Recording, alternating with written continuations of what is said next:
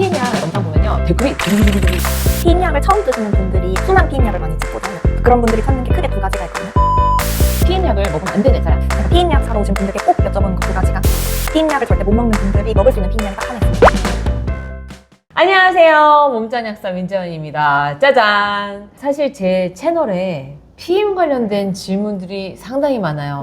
좀 피임약 전문가를 모셨습니다. 박소윤 약사님인데요. 일단 소개 먼저 부탁드릴게요. 안녕하세요. 저는 박약다식으로 활동하고 있는 박소윤 약사입니다. 약사님들 대상으로 피임약, 질염, 인부, 수유부, 여드름 강의를 하고 있고요. 현재 임상약학 대학원 다니고 있습니다. 피임약 제 과거 영상 보면요 댓글이 주르르르르르 있고요. 사후 피임약에 대해서 쓴 게 있는데 그것도 댓글을 또 댓글이. 많이 호르몬 관련된 거잖아요. 조심스럽더라고요. 정확한 정보를 위해서 우리 박약다식 박소연 약사님 모셨습니다.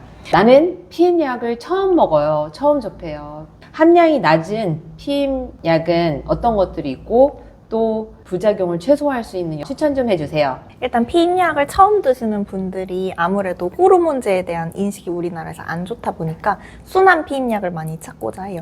그런 분들이 찾는 게 크게 두 가지가 있거든요. 첫 번째는 디어미순. 순 들어가야죠. 이름에서 알 수 있듯이 굉장히 순하다라는 건 함량이 낮다라는 거거든요.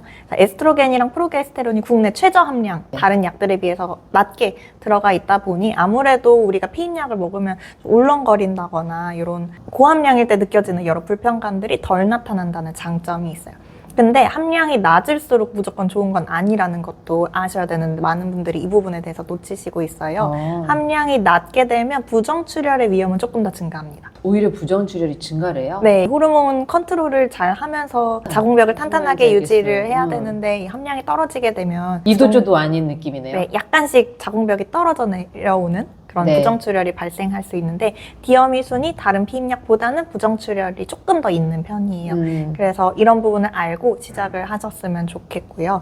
두 번째로 여성분들이 찾으시는 순한 약이 22년 겨울에 아마 국내에 들어왔죠. 순하나, 순아리. 네, 그거 많이 찾으세요. 원래 피임약은 에스트로겐이랑 프로게스테론 두 가지가 들어있잖아요. 근데 순하나, 순아리는 에스트로겐이 아예 없고 프로게스테론만 들어있어요. 그것도 되게 낮게 들어있거든요. 함량이 낮으면 부정출혈이 심한데 아예 하나가 없고 하나가 낮으니까 얘는 부정출혈이 더 심하죠.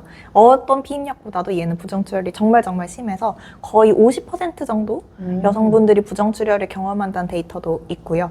네. 또 보통 피임약은 24일이나 21일 먹고 일주일 휴약기를 가지는데 순하나 순아리는 휴약기 없이 쭉 먹는 거예요. 휴학기용 약이 있는 것도 없어요. 아니고요. 네.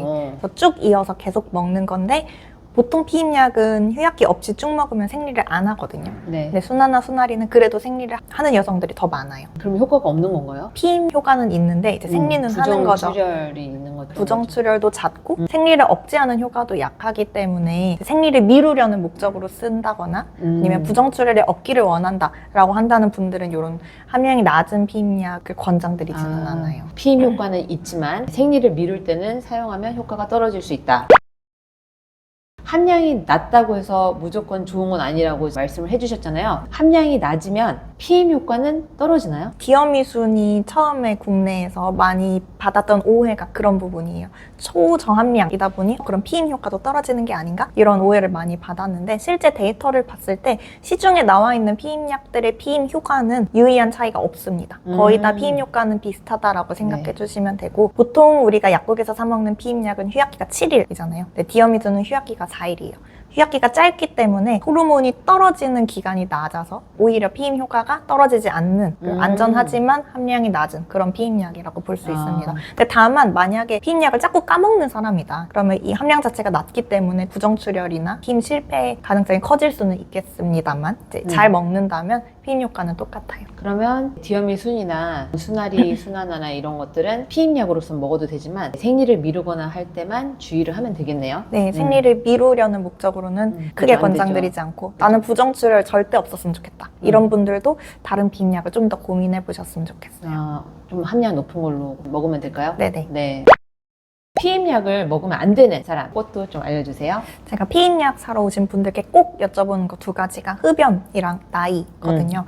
사실 피임약의 가장 안 좋은 부작용을 꼽아봐라라고 한다면 저는 혈전 관련 위험을 꼽을 것 같아요. 많은 분들은 울렁거림이나 여드름이나 이런 걸 불편해 하시지만 혈전은 잘못하면 죽을 수도 있고 실제로 국내에서 혈전으로 사망한 사례도 몇 건 있거든요. 그래서 이 부분을 가장 저는 중요시 여기고 여쭤보는 게 나이랑 흡연이요. 나이가 많을수록 이 혈전이 생길 가능성 자체가 높아요. 만 35세 이상일 때 좀 위험이 높고 또 흡연을 하시게 되면 위험이 높아요. 근데 이 두 개가 겹쳐지게 되면 기본적으로 혈전이 생길 위험이 남들보다 높은 상태이기 때문에 피임약을 먹었을 때 조금 더 위험할 수 있거든요. 그래서 만 35세 이상이면서 흡연인 분은 피임약 금기 그거를 꼭 체크하는 편이고요.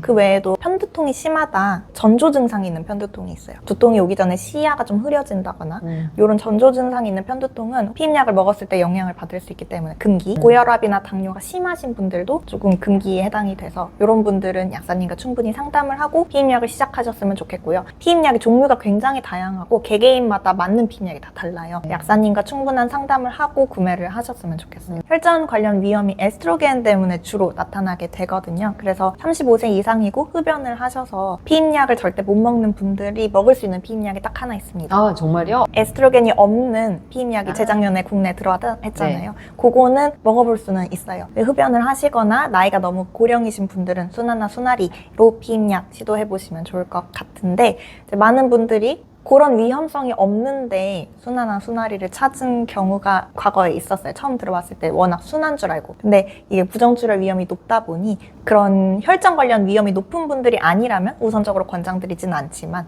혈전 위험이 높은 분들이라면 조금 더 안전하게 순하나나 순하리정을 우선적으로 권장드리고 있습니다. 피임약 먹으면 여드름이라는 게 자주 발생해서 싫어하시는 분들이 있는데 진짜 먹으면 여드름이 나나요? 피임약 성분이 두 가지가 있죠. 에스트로겐하고 프로게스테론이 있는데 프로게스테론의 안드로겐 활성 때문에 여드름이 나는 경우가 있어요. 특히 피임약을 먹은 초반에 여드름을 호소하시는 분들이 굉장히 많거든요. 이 안드로겐 활성이 2세대 에이리스나 미니보라가 가장 크고 이 안드로겐 활성을 좀 줄인 피임약을 만들어보자 해서 나온 게 3세대거든요. 네. 그게 디어미, 멜리안, 센스립의 머시론 이렇게 3세대가 조금 더 여드름이 덜 나요. 이 3세대 중에서도 머시론, 데소게스트레를 가지고 있는 머시론이 조금 더 안드로겐 활성이 낮아서 여드름에 긍정적이다라고 평가가 되고 있고요.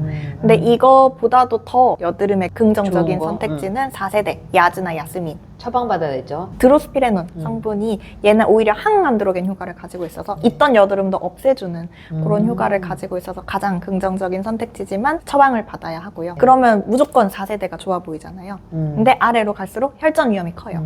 그래서 나이가 많다거나 흡연을 한다거나 이런 분들은 오히려 좀 안 좋은 선택지가 될 수 있습니다. 우리 아까 부정출혈 얘기를 했었잖아요. 순하나 순하리 이런 얘기를 했는데 부정출혈이 좀 부작용이다? 그러면 부정출혈이 나타날 경우에는 어떻게 하면 되나요? 부정출혈이 문제다라고 했을 때 보통 3개월 정도, 2팩에서 3팩 정도 피임약을 연속해서 복용하게 되면 사라지는 경우가 90% 정도 돼요. 그래서 너무 불편하지 않다면 한 3개월 정도는 복용해보세요 라고 말씀을 드리고요. 근데 만약에 다음 달에 저 여행을 가요 라고 한다거나 나 불편해서 못 살겠다, 당장 피임약 바꾸고 싶어요 라는 분들께는 조금 더 고함량을 권장드리고 있어요. 고함량도 여러 가지가 있죠. 미니보라도 있고 미뉴렛 마이보라 이런 것도 있는데 그 중에서 3세대 중에 게스토덴을 가진 피임약이 조금 더 생리 사이클 컨트롤을 잘 해줍니다. 그래서 부정출혈이 조금 더 낫다고 얘기가 되고 있어서 여행 가신다, 생리를 미루려고 한다, 아니면 부정출혈이 절대 없었으면 좋겠다 라는 분들께는 미뉴렛 마이보라를 권장을 드리고요. 근데 만약에 그런 분들이 35세 이상이거나 담배를 조금 핀다, 금기는 아닌데 조금 위험하다,